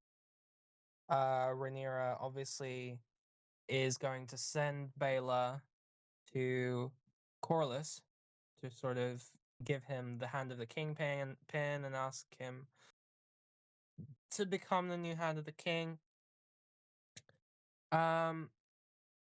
So I think it's interesting. I find it that Rhaenyra seems much more willing to gamble with the life of Daemon's daughter rather than her own son. I think considering that Jace and Baela are the same age, they're betrothed to each other, so Baela could potentially be the future queen.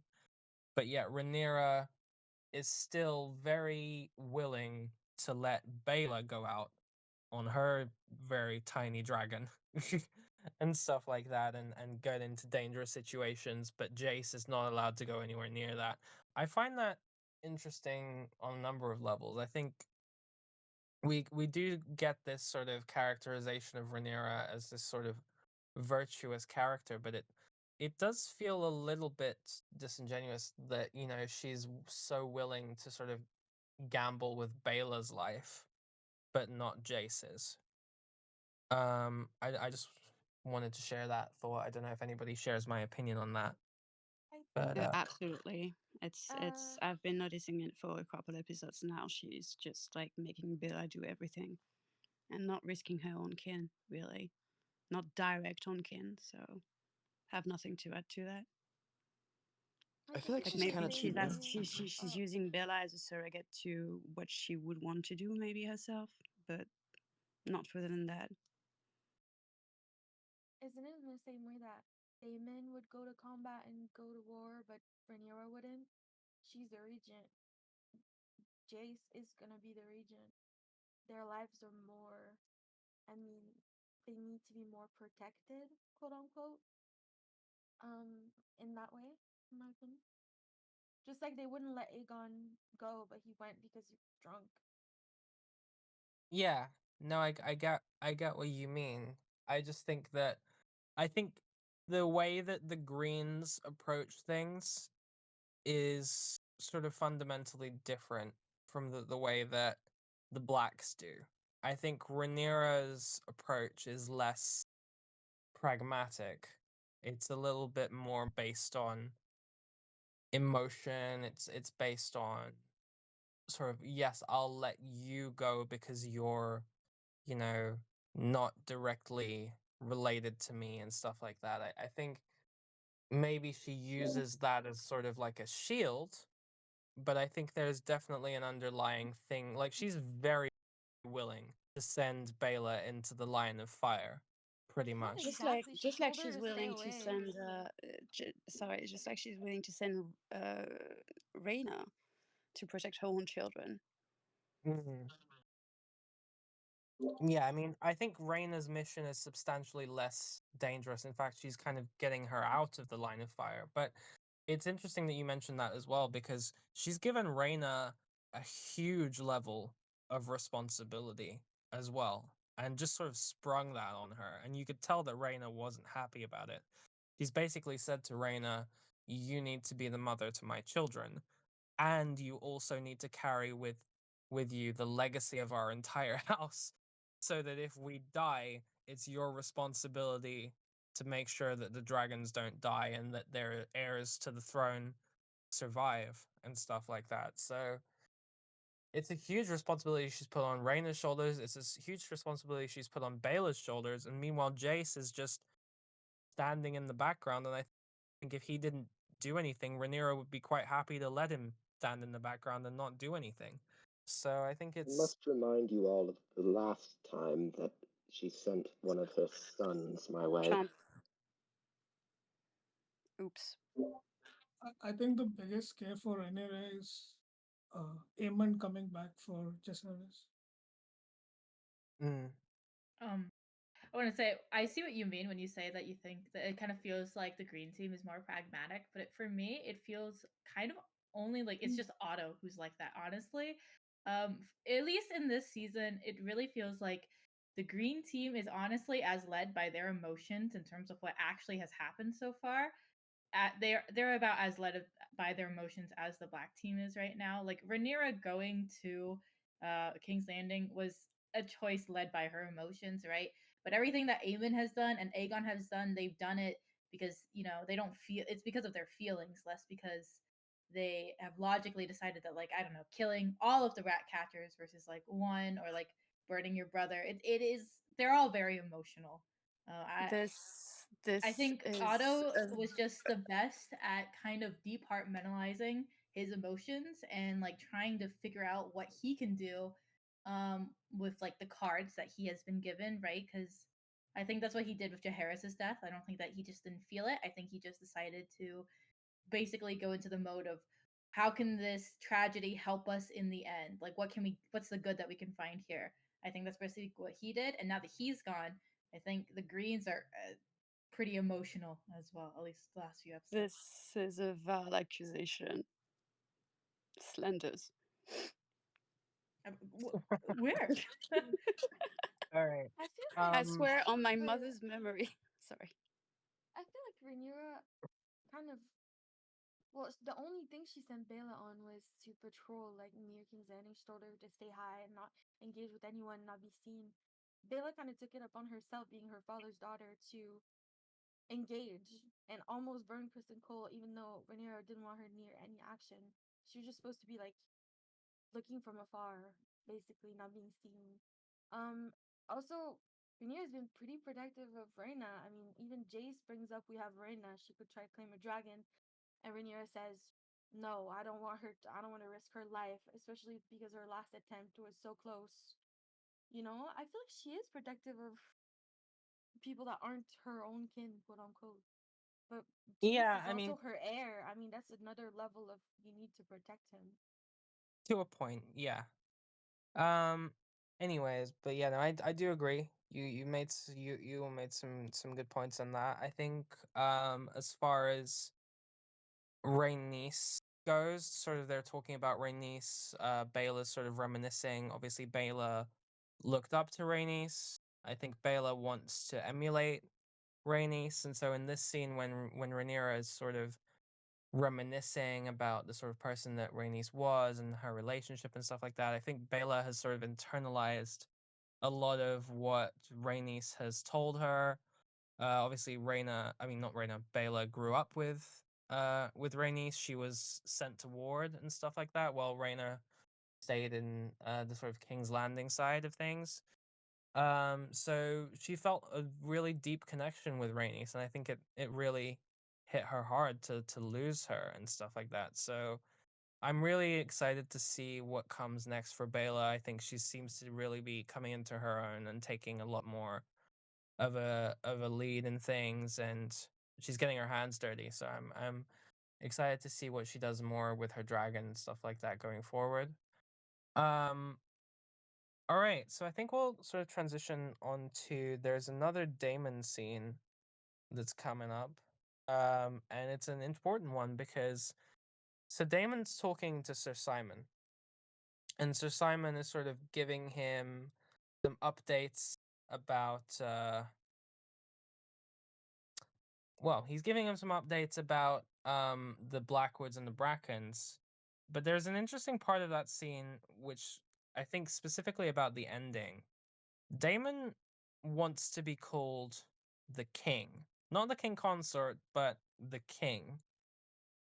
I think we're starting to see a shift in the way that Damon is seeing this war, wanting to see this war play out. I think he was very clear, I think, in this episode in particular, about where he sees himself ending up if they win the war. And that doesn't necessarily seem to be with Rhaenyra on the throne. So I just want to see if there's any thoughts about Damon's sort of position over potentially wrestling power away from Rhaenyra and taking the main throne for himself. Was that scene before or after the Alice scene?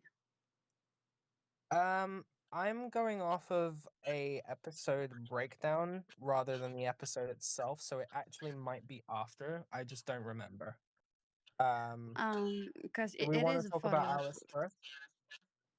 Um, we do see a follow-up with his last interaction with Rhaenyra. He's kind of made his mind up, I guess, of wanting to do his own thing. But if the Alice scene was before he said that, where Alisa Yeah. just tells him that if he was born first and he was her favorite son and blah blah blah, he's getting his ego bloated up by this idea. So to me, it makes sense, and it's very interesting to see that both factions are being at the same time divided like this in different ways. Yeah, absolutely. I know I actually I think you're right about the order as well. I think we'll have this discussion talking about Alice as well, because Alice is part of the reason why this idea has even gotten into his head this much. I think her sort of messing with him has sort of changed a lot of his perception on the war and stuff like that. So obviously Alice was the one who brought this up to him as well. She sort of insinuated, like, have you thought about your mother and stuff like that? So, you know, I think Are we sure that Alice is controlling this stuff, or she knows afterwards, like she hears it in the wind, like she says? hard to say. Yeah, I think that's up for debate right now. Too soon to tell, if we'll ever know.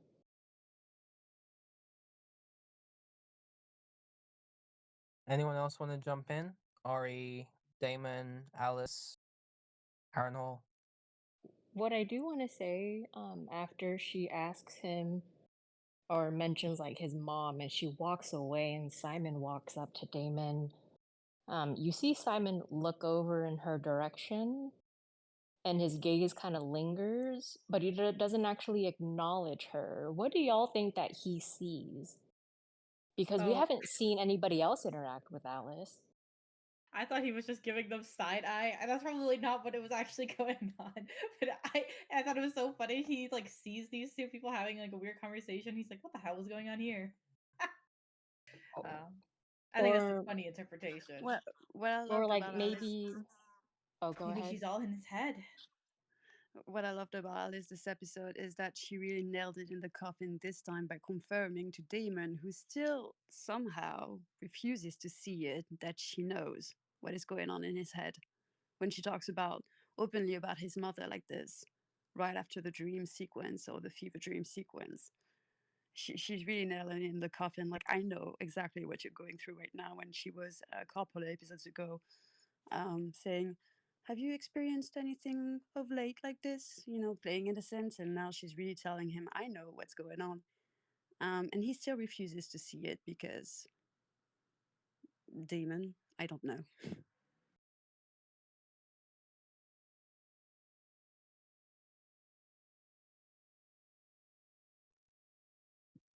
Anyone else on have any thoughts about this?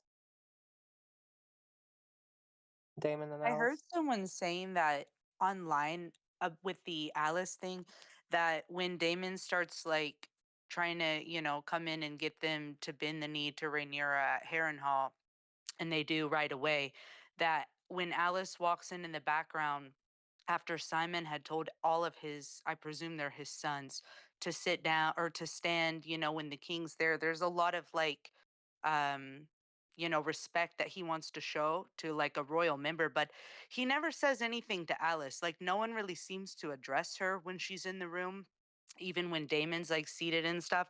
And it got me thinking it was something I hadn't really noticed because I just assume Alice is actually there. But it is true, very few people interact with her outside of like just seeing her interact with Damon. So now I'm curious too if maybe she's, you know, not really able to be seen by others so easily, but that just doesn't seem right to me. So I don't know what they're doing with it. It's interesting. Yeah, so maybe like nobody sees her, or maybe she just looks like somebody else, unimportant maybe, as if she's invisible and nobody else acknowledges her. Maybe she's a ghost haunting Harrenhal, and that's why she's so old. They say she's like 400 years old or something. There's some rumors about that. Maybe that's it. Maybe she's a ghost. I don't know if I agree. I would argue that it's more interesting if she is real, but Damon is going through his own stuff through someone else instead of having to confront it on his own. Yeah, I agree with that. I think it'll be interesting to see whether we find out a definitive answer of what exactly is going on, what Elise's plan is, because she's clearly got some kind of reason for doing all of this, for messing with Damon. She wants something. And I'm hoping that in these next couple of episodes we'll figure out what exactly her end goal is with Damon. And why Damon specifically. I think, I don't think it's any coincidence that he's her target. I think that there's a lot to unpack within Damon, and there's a lot that she can feed off of, and sort of um things that she can take from him. And so I'm interested to see what her angle is I have with a that. theory about that. Maybe, well, because there's a specific scene where Aegon is really upset that we just let the blacks, let Damon take Harrenhal, and he's like, "It's your castle," and he's pointing at Laris, and Laris is like, "Damon is not equipped to deal with Harrenhal. It's more crippled than I am, and it's gonna basically mess with his head." And I think he says something like, "Destroy his resolve." It's like he knows that Alice is gonna mess with his head, and this is where he grew up, presumably. So he maybe knows Alice. Maybe she's working with him. That's what I got from that scene, but maybe not. They look really similar. Do they mention if she's Lionel's bastard? It's really interesting because there was never like we saw how everyone was spying so far on House of the Dragon, and we still haven't seen Laris how he does it. So it would be really interesting if he's working with Alice. She also says her name is Alice Rivers, and bastards only get last names when they're of importance. So maybe, yeah, maybe it is uh It's Lionel's bastard, or maybe Simon's. Who knows? it's likely to be Lionel's. I think it lines up with her age. Well, perceived age. We don't know how old she actually is, but with her perceived age, it sort of it probably lines up. But we'll never know. I think it certainly seems as though that might be her cover story. is that she's the Lionel's bastard daughter. But yeah, she's got an agenda, and we'll find out what that is. So I think now, what comes after this?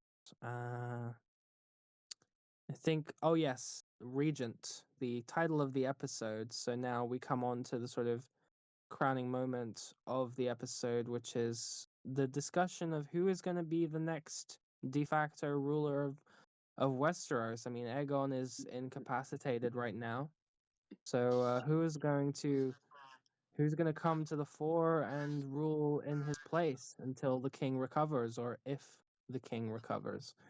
And so now we have a decision to make, and Alicent is the one who speaks up. You can tell that she's trying to keep Aemond away from the throne because she suspects that he is the one that caused Aegon's near death. But it's futile, and eventually Aemond is chosen to be the regent, and he almost immediately gets up and goes and sits in the king's chair and starts to discuss business, and we sort of pan away from Aemond and into Alicent, she's struggling. She's having a sort of mental break and stuff like that, and you sort of hear the music sort of turn into this ringing and stuff like that. And it's a really sort of eerie, scary scene almost. I sort of felt a bit of my heart rate quickening when I sort of saw that sort of slow zoom in on Alicent with the ringing noise, where you sort of know what she's thinking. You know that she knows that they've put a monster in charge, and that monster is her son. So A monster. That is a very vile accusation of you. That's very strong words. This is very strong opinion of you. I've forgotten that there are five people in this chat. You're that are outnumbered. No, you openly misunderstand, bringing- Shadow You're Queen. outnumbered. I think he's a monster, and that's why I love him. No, I don't think he's a monster. I think don't he has so. reasons. But To be fair, I kind of thought no. Allison figuring out that she is not exempt from the patriarchy, even if she does play the part of like a perfect. She is like the definition of what Westeros kind of would think of as a perfect woman, right? She gave birth to four like healthy, good children. We're gonna. I know Quote good unquote. is question, but like they are healthy. There are three sons, right? She is beautiful. She was dutiful to her husband, and I guess she kind of thought that maybe she would be, you know, she's The different than the exception other to girls. yeah. And The picking she seemed a little shocked when they did not pick her. Especially Laris. Yeah, and both And every man he that was she looking has at had Crystal, and relations Crystal was like, with did not have her back. And you know what? That probably did. I kind of feel for her a little bit, but also, baby girl, what did you expect? I Yeah, mean, this like, is a time of Aegon was the war. clear choice. You need Aemon was the clear choice. The this is a only time of war. choice. It's not just peace where you Aemon. can just rule instead of Aegon. This is war. You need an heir on the Iron Throne. You need a symbol, even and if it was a time of peace, she wouldn't Well, have he been did named. have an heir, She wouldn't have been named. but he lost his head. yeah. It was very funny to watch her Uh, just like but I don't know going if you from like noticed that. I can be regent to like descending into like, wait, what? You guys are not supporting me? How could you do this to me? Yeah, She was but just confounding. I don't know if you Yeah. noticed also that Eamon was walking like watching down, like his eyes down, like in false humility the whole time at the table, and it had me He chuckling. he didn't speak a word, and when they were all just like, "Well, it can't be you, Allison." He did. His mouth was sealed tight. The only thing he had said before that is when he was like with his mom and looking at over Aegon. He's like, "Well, somebody has to be king now." Yeah, now And we then gotta they get were into figuring out business. who was gonna be We- the new leader. He's just like lip zipped, listening to them all be like, "No, it can't and be you." And then like they'd be like, "Amen." with this humility, looking down on the table, not speaking a word, like a good boy. I mean, it had me cackling. But as as Alison, I don't know what she expected exactly, because this is war, and this is not just replacing a king in time of peace. This is more important than that. So I get the feeling of being like kind of dissociated in that moment, especially with Laris and Kristen Cole. She feels like she's sold herself for nothing. But um yeah, well, Laris is more complicated. With Kristen Cole, I think it was just more consensual, so I don't understand her anger there exactly. It But was yeah, just for definitely that couldn't be her. It couldn't be her at all. For and without mentioning the reason that they mention at the small council, that she's a woman, and that would say that Rhaenyra has a claim, blah blah blah. She's the queen dowager. She's not in a direct line to the throne, and it's a war. You need a symbol versus another symbol. So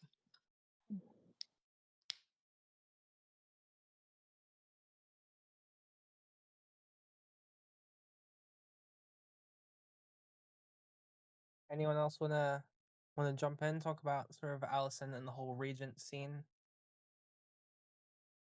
Hmm. or we think we've covered it? We want to move on. Let's move on. Alrighty. Unless So we're moving on to.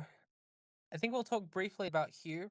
So Hugh is reintroduced in this episode. We're catching up with him again. Hugh the blacksmith and his wife.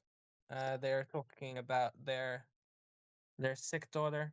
They're worrying about the condition in the city right now with the effects of the blockade and the lack of food. So we're sort of wondering whether Aegon is ever gonna follow through on his word. Obviously, we know, as the audience, we know that Aegon is otherwise preoccupied with being grievously injured. um, but you know, I think it's interesting to sort of get that small folk perspective reoccurring throughout the season, where we're sort of seeing from the eyes of these common people the effects of the decisions made by the ruling class and by the small council and all that stuff on the people. King's Landing is full of very angry people, and they're all trying to leave. And one of Aemon's first acts as being Prince Regent is to bar the gates and to what's his motivation behind that? stop people from leaving. Yeah, exactly. That's a good question. Why do we think he's trying to do that? Meat shields, guys. Meat shields. Think about it. It's a good tactic. Well, didn't they say at the council that there's people leaving and spreading some type of discontent with the capital, and like saying like, I don't know. I remember them mentioning that people have been leaving and basically talking shit about the Greens to the rest of the realm. So he wants to stop them from spreading any word. Oh, I thought he locked them in to use them as collateral. Because if they were released, then that would open up an attack from Team Black to attack King's Landing. It's like, it reminds me when Cersei, she closed the gates too in season 8, in the hope that Dany wouldn't, like burn the innocent. And we all know how that played out. Very good writing. Yeah, very good. Doesn't exist. Anyway, so then we have there's a lot of unrest, a lot of people trying to leave. I'm interested to see more of Hugh, more of those sort of new characters within season 2, what they're gonna do with those towards the end of the season. Because right now I think the casual viewer probably doesn't really see any significance to characters like Hugh, like Alan and stuff like that, and Adam and all that lot. So it'll be interesting to see how they come into the equation within these next couple of episodes. So coming back to the continuation of that scene, obviously we've got Cole, and Alicent having a little bit of a scene, little small scene there where they're sort of talking about what's gone down with Aemond. Alicent is quite upset with Cole. And Cole has a really interesting quote that's been in all of the trailers that I really quite like. It's "We've given the war to the dragons," he says, which is quite true, to be honest. Like, I think Cole, especially at the end of last week's episode, I think he really started to understand that this is no longer a war that can be won on the ground. I think Cole is a soldier first and foremost. He's not a politician. He's not a dragon rider. All he knows is being a foot soldier and fighting with his sword and his morning star. That's all he knows. And then he's come up against something that can literally turn men to ash in their armor, and it's haunting him. You can tell. So it's really interesting to see sort of Cole's sort of now coming to terms with the fact that the war is out of his hands. He can't really control what's in front of him anymore because there are forces at work that are bigger than any man, not just him, and stuff like that. So I think it's really interesting to see a sort of more vulnerable side of Cole, because we've only really ever seen him being a petty little douchebag. But now we're starting to sort of see a little bit more of that humanity. I think he genuinely cared for Aegon, and he was really like shell shocked by what happened to him, and I think by the horrors of Dragonfire and Dragon War, pretty much. And so it was really interesting to see him realize just how far out of his depth he really is right now. But anyway, so coming back to this sort of scene with Allison, I think he's still sort of recovering from that, but Allison is very much not sympathetic, and she wants to know what the fuck happened, and Cole is not willing to tell her. And Allison sort of snaps on him. She is like, "Nope, I didn't give you permission to use my first name, and fuck you, I'm gone." And it seems like that's kind of the end of their relationship. I mean, Thank God. yeah. If anybody has any comments on that, then we can talk about it quickly. Otherwise, we'll move on, because I realize we're running low on time at the moment. Thank God on one But part, but I think this is adding like another coin in Kristen's like repressed emotion pile. Like that guy needs a therapist. He doesn't have anybody to talk to, right? So he just kind of piles it on, and then kills a guy to get it out. So you're a little worried about how he's doing it on the inside.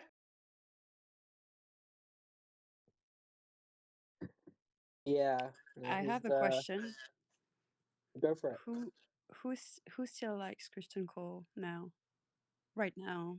I I mean, don't I'm think I not love anybody Kristen talking about Cole. the likes He's the him. future. goat. He's the goat, unquestionably. I love Kristen Cole. Okay. Thank you. Yeah. After I got my eyes checked in episode 5 of season 1, I think I'm good. I'm kind of I don't know. I mean he's very unlikable.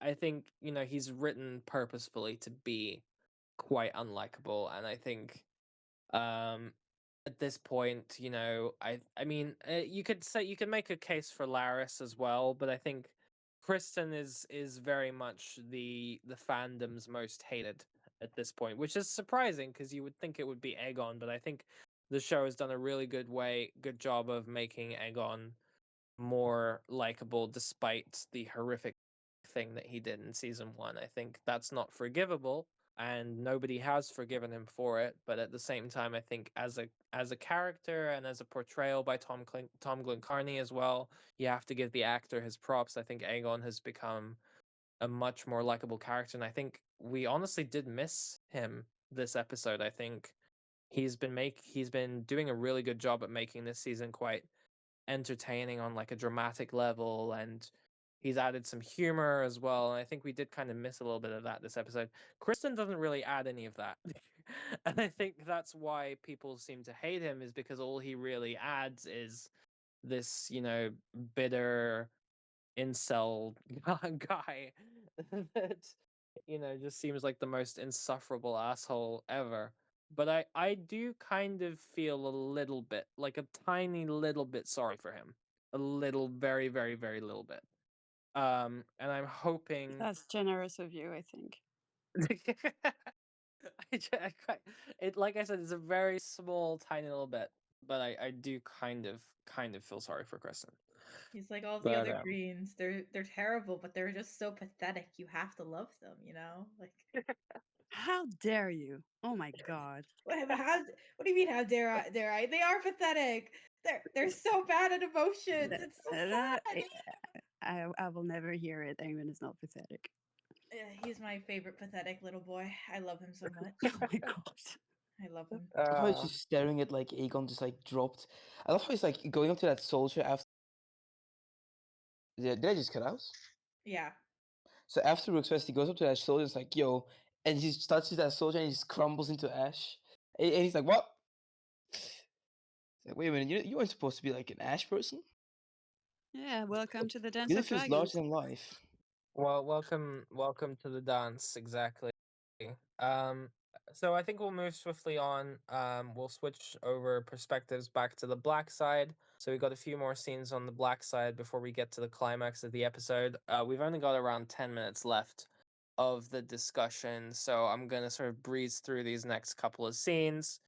We're gonna briefly touch on Jace at the twins. So we're seeing the twins again for I think the first time since early Game of Thrones. And we're seeing the Freys as well, and these are not your Walder Frey. These are some very different types of Freys. Obviously, they're still quite ambitious. You can tell by them wanting Harrenhal. um, but they seem like a little bit more reasonable than the disgusting, horrible, awful Walder Frey from Game of Thrones. But what did we think of Jace's encounter with the Freys and their demands of Harrenhal? It was funny because he basically asked him for his true father's castle. So it was funny. Oh yeah, you're right. Lady Frey was slaying that wimple, whatever the hell she was wearing. I was distracted by that. I was like, it is so ugly, but she is slaying that look. Sorry. I get distracted easily. It's true. And I really like Forrest Frey as a character. Like, wasn't he like, in what is he called, Storm's End? I saw like a Frey, like there was like line to like give the introduction to Rhaenyra, and I feel like he got rejected, and he's still like siding with the blacks, which is kind of cool. That he's not putting his personal biases over rationality. I don't remember him at Storm's End. Maybe Let I me don't pull up a know. screenshot. I don't know. Maybe my mind's being a sieve, but I don't remember. The only people I remember at Storm's End were obviously the Bracken and the Blackwood, and then there was the guy from House Dondarrion, I think, the old dude who was talking about his relationship with Queen Alazan. Those were the only ones I remember from that specific scene with Rhaenyra at Storm's End. But I don't think Forrest Frey was there, or if he was there, then I'm not sure if he was named. But Likely yeah, not no, named. I quite liked Forrest Frey and his wife as well, Lady Serena. I liked seeing some semi-normal Freys. Um, and yeah, I think it's interesting to sort of have Jace back on his diplomatic bullshit, pretty much. We didn't really see much of it beyond that small scene at the very first episode at the in the north with Cregan.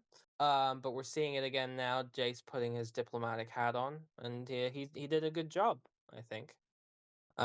He made it actually an interesting point is that during that discussion he was like, "You're so afraid of a dragon like in Vagar that's like halfway across the continent, but yet you're you're not afraid of my dragon that's like right outside your walls and stuff like that. So I think it's quite interesting observation that That he was a made great that. line.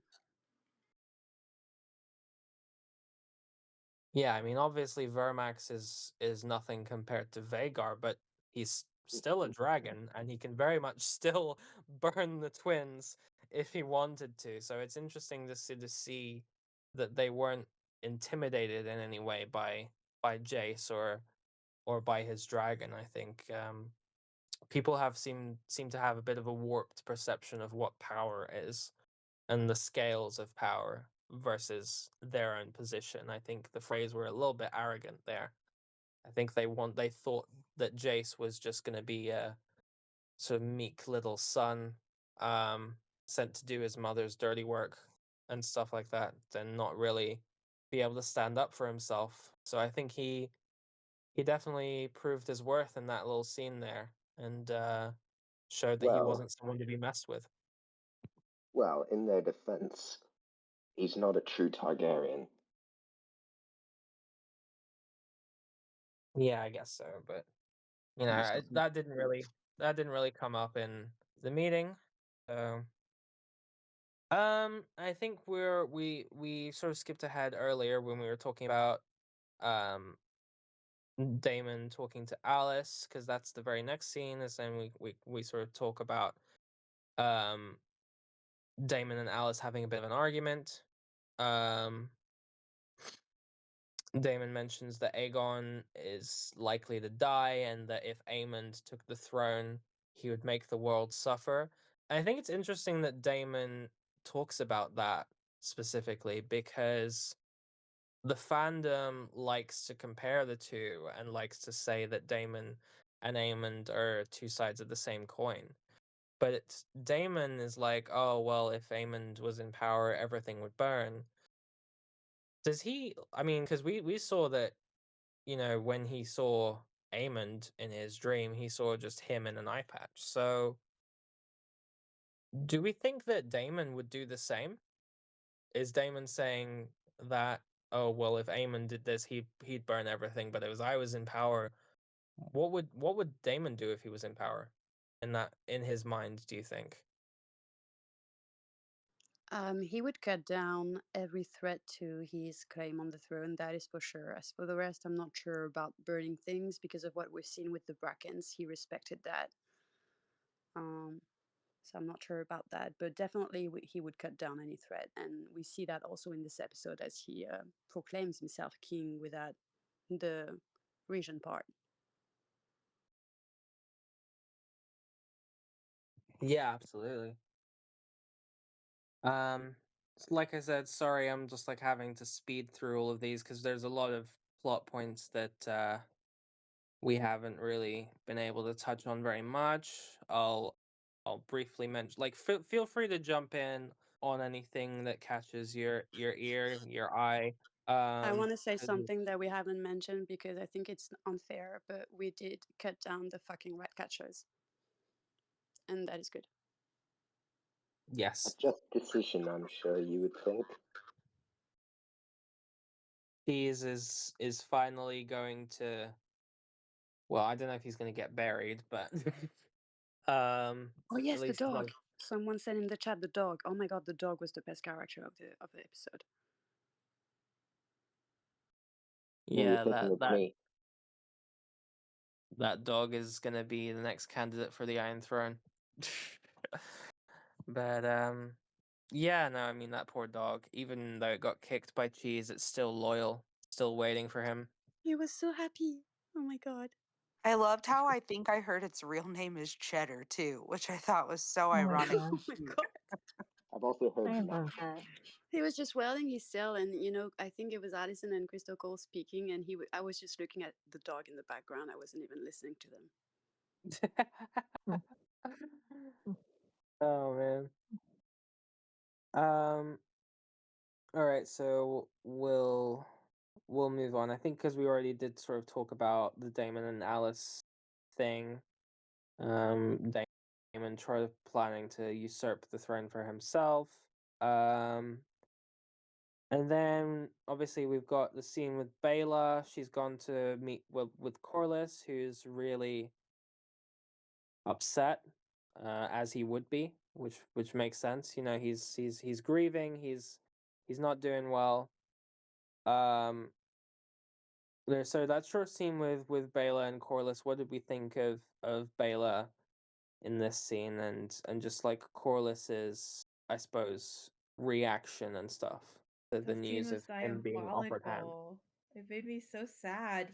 When she was like, they didn't know that you went on all of those like travels for her, or like brought all that stuff back for her. Like, damn, Bela, you take the knife out of my heart. Why don't you just spin it around in there? Like, damn, girl. It was sweet. I'm not sure. Like, I just wanted to add a brief remark that I feel like this could be my paranoia, but I feel like Bill is sounding a little bit like a smidge, just patronizing. But that could just be me. I kind of see it sometimes. Yeah, no, I would agree. But Yeah, it was cute. again, it's House Targaryen. Like, they all completely fucked up. So I think We take the bare Bayla. minimum around here. I think Bayla in that scene was kind of a little bit reductive of Corlys's grief. I think she was sort of basically saying, you know, this was Rhaenys's decision. You don't have any right to be upset, or something like along the line. And I think, you know, on the one hand, I can see where she's coming from, but on the other hand, I still think that's not really the right tactic to sort of approach somebody who's she basically sort of emotionally blackmailed him into accepting the pin pretty much. But yeah, I mean, I wasn't, if I'm honest, I wasn't a huge fan of how that scene was done. I think I would have really liked to have seen some more empathy from Bayla, and I would have liked to have seen Corlys grieve a little bit more and spend a little bit more time thinking about Rhaenys and about like what he's lost and stuff like that, and maybe let loose some of that anger that he has inside of him as well. I think that Steve Toussaint, as Corlys, would have given a really good performance, and that could have been a really standout acting moment from the episode. Is just Corlys's sort of angry, hurt reaction to Rhaenys' death and stuff like that. We didn't really get to see as much of it as I would have wanted. So I would have really liked to have seen, um, you know, some more reactions to this loss, because it's one of the first major character deaths that we've had in the show. Obviously, Luke was one, but I would argue Rhaenys was a lot more major of a death, I think.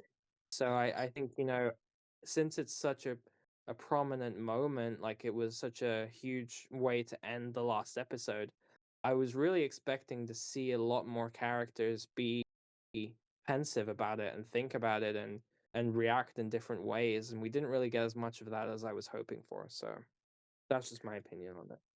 what I felt about Corlys in this scene was his duality of pledging his loyalty to Rhaenyra, with Rhaenyra taking so much from him. So his anger is aimed at Rhaenyra, I think, because he went on Rhaenyra's side, maybe because Rhaenys persuaded him to, and also because of Beta and Rhaena being there, you know, on Rhaenyra's side. So he had to do that. So I think it's an interesting perspective when Bella says, "Pledge your peace to King's Landing," and confronts him about it, about his choices, the choices he has left, which is not a lot at the moment, but I think it's a great opener for maybe something to come on later.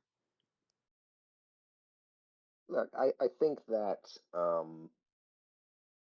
I think that I get what the scene's trying to convey. I get that Bela's trying to comfort him by saying, she didn't die for nothing. She died on her own terms in battle with honor and all that. But I'm really surprised that they sort of just jump towards Corlys becoming the hand, because realistically, he should be very angry with Rhaenyra. because she could have sent herself and she could have sent Jace, and she didn't do either. Yeah. He was there in like the council where Rhaenys like basically volunteered herself to go as well. Like I think if he you wasn't can there, blame like he can blame Rhaenyra, but because he was there, I mean he did hear his wife go, I'm gonna go. I viewed the No, scene but he. similarly. I feel that Rhaenyra did volunteer herself to go, whether or not she knew she was going to get shut down, but no one actually told Rhaenys to go. And Corlys, like you said, was in the room when it happened, and I can understand like the anger that he would have over his loss. I think a loss of that magnitude would, have all kinds of emotions going, and I think there's a lot of different, very valid perceptions on who should be getting that heat from Corliss, that emotional anger. But I agree. I mean, he didn't say anything in Yeah, rejection, I at mean, least to the audience that we're aware of, yeah, I mean, in to be kind of, clear, in rejection of her going. So I yeah, kind of saw it the same way, I'll admit. no, I mean, to be clear, I think I would have expected just a confrontation out of kind of grief and anger. Not necessarily that it's, the right thing, but I think that, having him react this way would be, uh, you know, I think it would be expected. cool actually if they did exactly what you said. I think that scene could have been really neat, even if it wasn't Bela. Like if Corliss confronted Rhaenyra privately and then Rhaenyra presented him after kind of clearing the air, like she needs him to kind of replace Rhaenys as the official hand from the unofficial hand. I think there was a lot of ways that they could have done that differently though too. I do agree. Yeah, yeah. and his anger towards Rhaenyra is not only because of Rhaenys, but what happened prior with Laenor, and on the day of of the funeral of Laena, there's a lot of losses that he attributes to Rhaenyra. So it kind of piles up to there. So yeah, I agree that a confrontation, if not now, maybe next episode, since he took the pin, would be a great scene. Yeah, Yeah. I wonder if we're gonna get that. That would be really nice actually to see Honestly, just, like them talking. I really would have loved to see Corliss kind of confront Rhaenyra, because when you think about it, all the deaths that have kind of happened around him to his family have been in a way connected either to Rhaenyra or Daemon. So it definitely would have been cool to see that. Yeah, I mean, we forget that Damon also killed Corliss's brother. So, like, literally, Yeah, I but he was a totally dick. forgot about his brother. all of his Wait, family who? is dead because of Rhaenyra and Oh, Damon. Raymond. Oh my god. His I entire forgot about family is that. gone. His entire family is basically gone because of Rhaenyra and Daemon. Because of Team Black, Yeah. yeah. The Vanilla trolling, man. The Vanilla trolling. Family who needs them. Right? Anyways, guys, so we're sort of coming to the end, but there are like still, I think, two scenes that I really